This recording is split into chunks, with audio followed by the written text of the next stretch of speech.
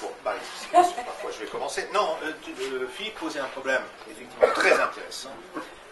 C'est cette idée d'un fil qui relie ceux qui pratiquent, c'est la même chose dans n'importe quel art ou dans n'importe quelle pratique de façon générale, les générations les unes aux autres, les créateurs les uns aux autres. Le paradoxe de l'écriture, par exemple, c'est particulièrement évident, c'est que c'est un paradoxe, il faut exprimer ce qu'on a de plus personnel, de plus profond, de plus intime, avec des mots qui appartiennent à tout le monde, qui ne vous appartiennent pas, et qui sont déjà chargés d'histoire, ce qu'on appelle en linguistique la connotation des mots. Les mots n'ont pas simplement un sens. Bon, si on emploie le mot table, si on emploie le mot chaise, il a un certain sens. Tu m'entends pas, là? C'est mieux peut-être, parce que là, il y a beaucoup de monde. Il y a du bruit autour. Donc, j'aime pas beaucoup le micro, parce que je ne sais pas modifier le volume de ma voix. Enfin, voici.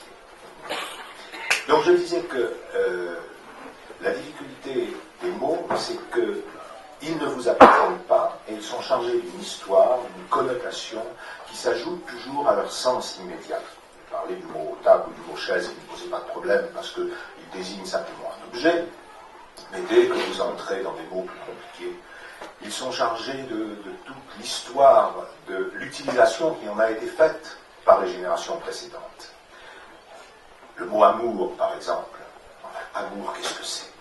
C'est ce qu'en ont fait les romantiques à une certaine époque, c'est ce qu'on en fait aujourd'hui, la connotation sexuelle, la connotation sentimentale, la connotation mystique, et il faut se débrouiller avec tout ça, l'amour de Dieu, l'amour de sa mère, l'amour du beefsteak frites, l'amour des femmes, et les choses se compliquent. Si on parle par exemple des races, comment voulez-vous utiliser innocemment le mot juif dans un texte, sans trimballer derrière vous toute l'histoire du XXe siècle, ou le mot arabe? Alors, très souvent, on cherche des connotations pour éviter cette histoire des mots. Alors, on invente des mots nouveaux. Par exemple, on trouve que le mot sourd est un peu dépréciatif pour ceux à qui on les applique. Alors, on va parler des non-entendants, ça fait plus chic. Le mot nègre est absolument tabou, alors on va dire les noirs. Puis les noirs deviennent à leur tour tabou, alors on dit les blacks. Ça a quelque chose de plus moderne, de plus joyeux. Et les mots cherchent constamment comme ça à se libérer de leur histoire. Donc il y a une histoire des mots que l'on utilise, qui véhicule des concepts, qui véhicule des valeurs, qui véhicule des idées, dont on est tributaire, qu'on le veuille ou pas. Et pour le style, c'est exactement la même chose quand vous écrivez. Vous vous identifiez instinctivement au style des écrivains que vous avez lus. Vous êtes amoureux de la poésie romantique, alors vous allez écrire en alexandrin, vous allez faire du Musset, vous allez faire du Lamartine, et c'est toujours mauvais, évidemment, parce que quand on fait quelque chose qui imite les autres, c'est toujours mauvais. Si vous êtes romancier, vous allez vouloir faire un polar, ou un roman de science-fiction, ou un roman réaliste, vous allez penser à Balzac, vous allez penser à Flaubert, vous n'arriverez jamais à vous égaler à vos modèles. Donc il faut conquérir son originalité.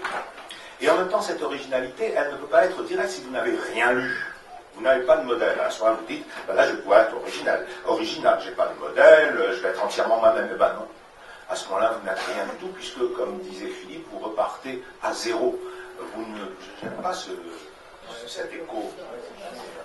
Vous n'arrivez pas à dégager une originalité quelconque, puisque vous n'avez aucun géant sur les épaules de qui vous êtes monté. Alors voilà la difficulté. Il faut monter sur les épaules des géants, mais il faut en même temps les dépasser, il faut en même temps faire autre chose, il faut en même temps faire avancer le générique. Et ça, c'est ça l'écriture. C'est une espèce de combat qui peut durer toute une vie et qui, la plupart du temps, est raté, sauf pour quelques génies, et ça doit être bien agréable d'avoir du génie. C'est-à-dire qu'à un certain moment, vous avez le sentiment d'avoir trouvé votre ton, d'avoir trouvé votre style, d'avoir trouvé votre problématique, que ce que vous écrivez ne ressemble à rien d'autre. Et à ce moment-là, vous pouvez dire que vous avez gagné la partie. Et à ce moment-là, arrive une autre difficulté.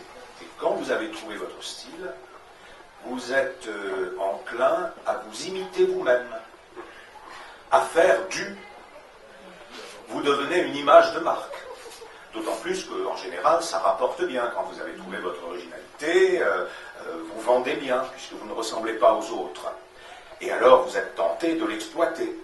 Et puis, vous devenez la caricature de vous-même, et vous êtes très rapidement un ringard. La mode vous dépasse, d'autres ont inventé autre chose, et vous vous retrouvez sur votre chaise en vous disant « Ah, bah oui, j'étais un écrivain à la mode à la fin du XXe siècle. Et maintenant, je ne suis plus rien. » Enfin, en d'autres termes, écrire, c'est un calvaire.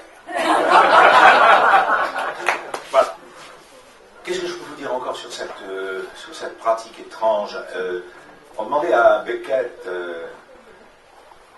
pourquoi vous écrivez, et il avait répondu parce que je ne suis bon qu'à ça. Bon qu'à ça.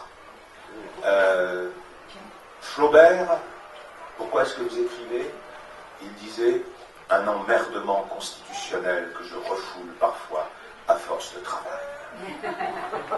Et je crois profondément que c'est ça. On écrit comme on peint, comme on fait de la musique ou comme n'importe quelle autre pratique, parce qu'on ne peut pas faire autre chose. Parce que pour des raisons qu'on pourrait peut-être analyser, mais qu'on n'est pas forcé d'analyser, on ne peut pas faire autre chose. Si on fait autre chose, on s'ennuie. On a l'impression de ne pas être soi-même. Parce qu'on a l'impression justement de n'être bon qu'à ça, comme Beckett. On n'écrit pas pour publier, pour devenir célèbre, pour la gloire, pour plaire, pour ceci, pour ça. Tout ça, ce sont des prétextes, ce sont des raisons secondaires. La raison profonde, c'est qu'on est habité par une espèce de nécessité qui est parfois emmerdante, encore une fois, parce que c'est dur de travailler, c'est dur d'écrire, c'est dur de rater, d'être confronté à ses limites, d'être confronté à son manque de talent, etc. Mais que faire d'autre? Comme un joueur de tennis qui tape la balle, qui tape la balle, qui tape la balle. Alors s'il arrive à gagner Wimbledon, il est content, mais s'il n'est jamais qu'un joueur de 4e catégorie, la vie est triste pour lui, mais il continuera à taper la balle parce que c'est ce qu'il sait faire, c'est ce qu'il sait bien, c'est ce qu'il sait le mieux faire. Voilà. Voilà ce que je pourrais dire sur la vocation des écrivains. Je trouve que les écrivains sont toujours un peu fous. Ce qui m'intéresse quand je lis un livre, c'est de déceler à travers ce livre la folie de celui qui l'a écrit. Il y a des écrivains qui sont complètement barjots. Henry James, par exemple, dans cette complication des constructions, presque comme un jeu d'échecs, d'interactions psychologiques qu'il invente entre les personnages qui sont tellement compliqués qu'à partir de la page 20, on ne sait déjà plus où on en est, on est déjà de prendre des notes, de revenir en arrière. C'est fou pour écrire un livre comme ça. Et effectivement, il y a une sorte de folie chez lui, de schizophrénie complètement fermée là-dedans. Flaubert, bien pire, Flaubert qui met 7 ans pour écrire Madame Bovary, 2 pages par jour, en faisant des corrections, à n'en plus finir, en allant rechercher quand ces personnages vont prendre la diligence pour Rouen, par exemple, Madame Bovary, à la fin du roman, il va se renseigner sur les heures de la diligence, à l'époque où se passe l'histoire, est-ce que la diligence était à 14h ou à 14h30, parce qu'il faut que ce soit vrai. On va lui dire non. On s'en fiche totalement, et dit ah non, ça serait du chiquet. Si je ne donnais pas l'heure exacte, ça serait du chiquet. Donc Flaubert, c'est un névrosé obsessionnel, c'est un maniaque, il est totalement ferme, il se donne des difficultés supplémentaires comme un plaisir, c'est un vieux garçon misanthrope, et ses romans expriment cette folie. Et c'est en ça qu'ils sont intéressants. Et on pourrait tous les citer les uns après les autres, comme ça, Balzac, encore le tous, lui, pourquoi il est pris par cette espèce de monde qui dépasse pour lui le monde de la réalité, et qui écrit à coups de café, 40 cafés par jour, il a le doigt déformé, son plus il écrit avec une plume doigt à l'époque, sur une toute petite table, sans aucune note, il a tout dans la tête, et il écrit, il a 80 romans, et avec des personnages qui reviennent d'un roman à l'autre, et il les connaît par cœur, il sait à quel âge ils sont mariés, à quel âge ils ont eu des enfants, et c'est même pas dans l'ordre chronologique, parce que dans un roman du début de son œuvre, il écrit la vieillesse du personnage, et puis il le reprend à 20 ans dans un roman beaucoup plus tard, qui se passe avant, et tout ça, et il ne se trompe jamais. Donc ça aussi, c'est une forme de folie. Il est possédé par un monde totalement imaginaire, et qui pour lui a fini par remplacer le monde réel. Donc je crois, voilà... si tu veux, la conclusion de ma deuxième partie, c'est que pour écrire, il faut être un peu fou.